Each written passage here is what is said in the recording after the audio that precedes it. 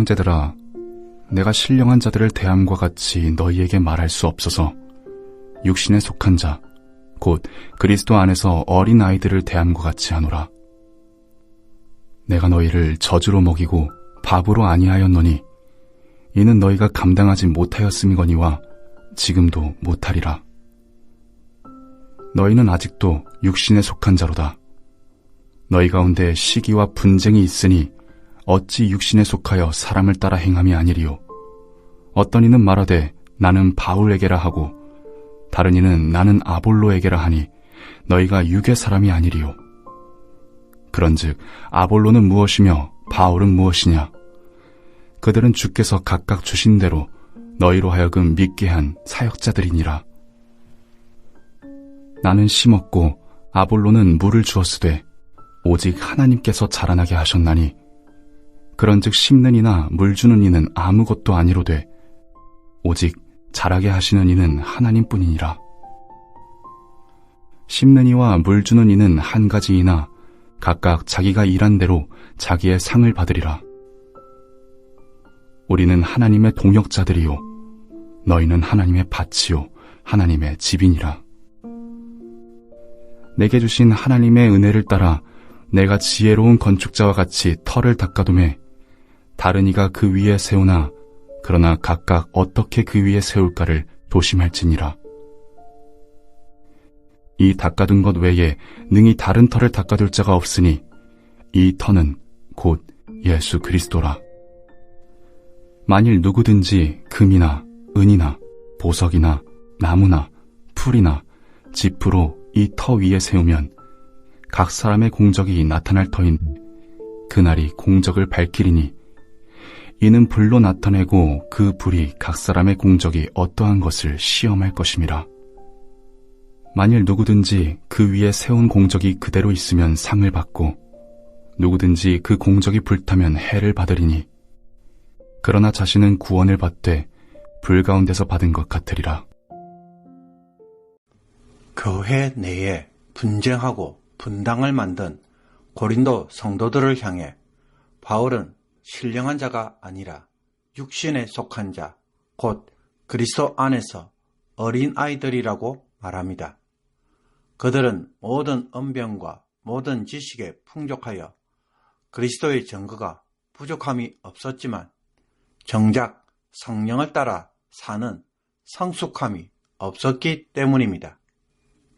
교회에 유력한 지도자를 앞장세우고 추종함으로 자신들은 다른 이들보다 더 영적인 사람들로 여기며 다른 사람들은 아기처럼 대하였지만 그들의 사고방식과 행동은 육신적인 사람의 모습을 드러내고 있었습니다.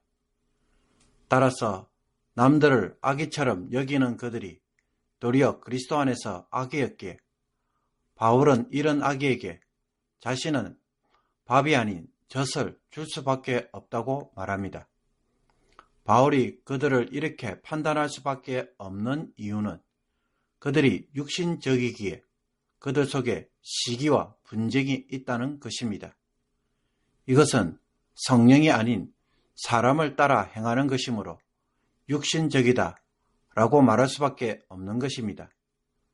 그리고 어떤 이들은 바울파, 아볼로파 라고 말하였는데 이건 역시 사람을 따라 행하는 것이기에 육신적이다 라고 말할 수밖에 없는 것입니다.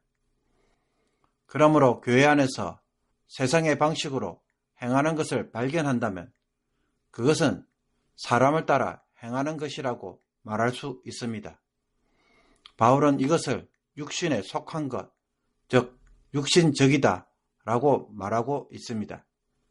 성령을 받은 자가 성령을 기준으로 삼지 않고 육신적 삶의 방식을 기준 삼아 살고 있다는 것입니다. 우리가 성령을 받은 자로 산다는 것은 그리스도의 십자가의 방식으로 사는 것을 의미합니다. 복음이 말하는 삶이 무엇인지를 깨닫고 그 삶을 성령을 통해 살아내는 것이 진정으로 성령에 속한 자의 모습인 것입니다. 따라서 이것 없이 단순히 교회 출석이나 어떤 봉사로 대치한다면 혹은 도덕적 행동을 하는 것으로 만족해 버린다면 유력한 교회 지도자를 추종하는 것으로 자신의 신앙 수준을 평가받으려고 하는 고린도 성도와 별반 다를 바가 없다는 것입니다. 그렇다면 고린도 교회를 거쳐간 영적 지도자들에 대해 고린도 교회 성도들은 어떻게 이해하고 대해야 할까요? 먼저 바울은 자신이나 아볼로는 주께서 각각 주신 대로 성도들로 하여금 믿게 한 사역자로 정의합니다. 둘째로 그 일을 위해 바울은 심었고 아볼로는 물을 준 사역자라고 하면서 농사 비유를 통해 자신들은 서로 경쟁하는 자들이 아니라 같은 목적을 가지고 협력하는 동력자라는 사실을 가르쳐 줍니다. 셋째로 이들 사역자들이 수고를 하지만 오직 자라나게 하는 것은 하나님이시다라는 사실을 바울은 강조합니다. 자신들은 생명 자체를 창조하거나 자라나게 할 수 있는 자들이 아니라는 것입니다. 생명이 자라나도록 하는 것은 전적으로 하나님께 속한 일인 것입니다. 따라서 바울과 아볼로는 추종의 대상이 될 수 없고 하나님의 사역에 시종되는 종들에 불과하다는 것입니다. 사역자들은 각각 자기가 일한 대로 상을 받을 뿐입니다. 그런데 성도들이 특정 지도자에게 충성하며 분열하는 것은 교회의 주인 되신 하나님을 무시하는 일인 것입니다. 교회는 하나님의 밭이고 하나님의 집입니다. 바울이나 아볼로의 것이 아닙니다. 하나님이 친히 경작하시고 거하시는 그분의 처소인 것입니다. 바울과 아볼로는 그 일을 위해 고용된 하나님의 동력자에 불과합니다. 따라서 고린도 성도 역시 어떻게 교회를 바라보고 교회를 섬겨야 할까요? 인간 지도자를 통해 자기를 높이고 과시할 것이 아니라 모든 영광을 하나님께 드리면서 종의 자세로 하나님이 고용한 동력자로서 연합하며 섬겨야 합니다. 교회에서 나의 봉사는 과연 이런 모습을 드러내고 있습니까? 바울이 비유한 것처럼 교회가 하나님의 집이라고 한다면 바울은 그 집에 기초를 놓은 지혜로운 건축자라고 소개합니다. 이것은 바울이 고린도 교회를 개척했다는 의미라기보다는 자신이 주신 하나님의 은혜를 따라, 즉 복음이라는 기초를 닦았다는 것입니다. 다른 사람들은 이 기초 위에 집을 짓는 자들입니다. 바울은 이 기초가 예수 그리스도이며 예수 그리스도 외에 다른 기초를 놓을 수 없다고 말합니다. 즉 교회는 복음 위에 기초하고 있다는 것입니다. 복음은 신앙의 중심이자 기초입니다. 그 외 다른 모든 가르침은 모두 이 기초 위에 세워져야 하는 것입니다. 따라서 바울 외에 다른 교회 지도자들이 와서 가르칠 때는 그들이 어떻게 그 위에 세울 것인지 매우 조심해야 한다고 경고합니다. 잘못된 재료로, 즉 인간의 지혜나 수사학적 화려함, 세속적 기준으로 교회를 세운다면 그것은 도리어 하나님의 집을 무너뜨리는 일을 하게 될 것입니다. 교회의 기초는 오직 예수 그리스도이며 그 기초 위에 모든 사역자들은 건축가로서 어떻게 세웠는가에 따라 책임을 지고 하나님의 평가를 받게 됩니다. 만약 누군가가 금이나 은이나 보석이나 나무나 풀이나 집으로 예수 그리스도의 터 위에 세우면 불로 심판받아서 나중에 각 사람의 공적이 나타날 것이라고 바울은 말하고 있습니다. 누군가가 불에 견딜 수 있는 금, 은, 보석으로 세웠다면 이것은 그 사역이 본질적 가치를 그대로 드러낼 뿐만 아니라 그대로 남게 되므로 상을 받게 될 것입니다. 십자가의 복음에 합당한 사역을 하였다는 것입니다.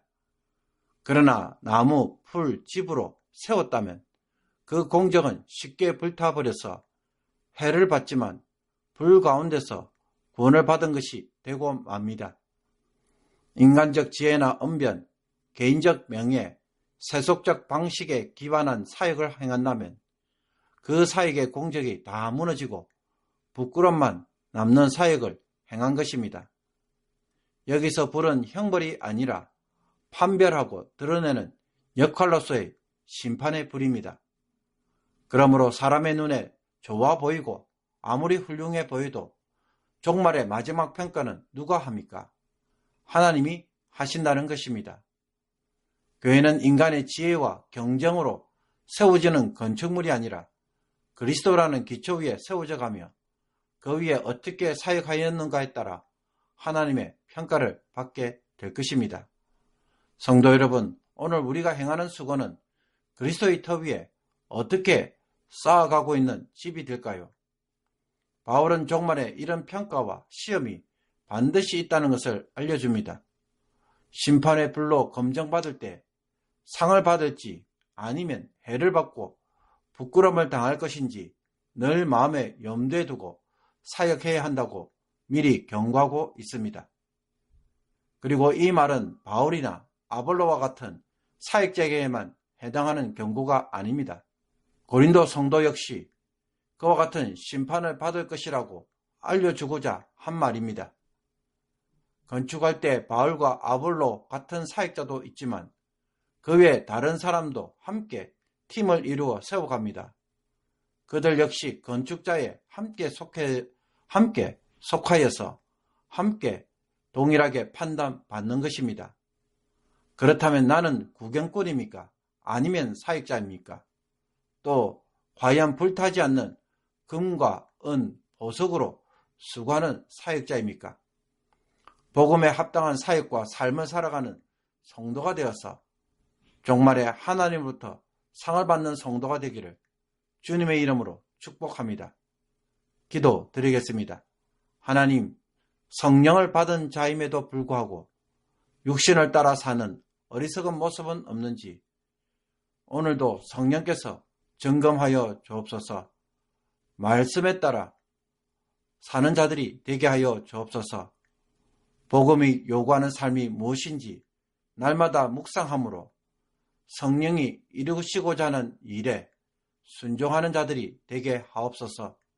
이 성령의 사역에 참여하는 자들이 되어서 오늘도 성령의 풍성한 역사를 체험하는 성도가 되게 하여 주옵소서. 행여라도 세상의 방식을 따라 교회를 세워가므로 하나님으로부터 책망받는 수치를 당하지 않게 하옵소서.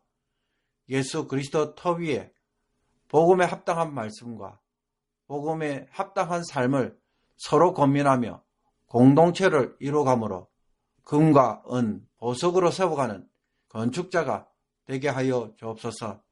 이 지혜를 날마다 사모하며 간구하오니 여기에 우리의 눈이 밝아지게 하옵소서. 예수 그리스도의 이름으로 기도하옵나이다. 아멘.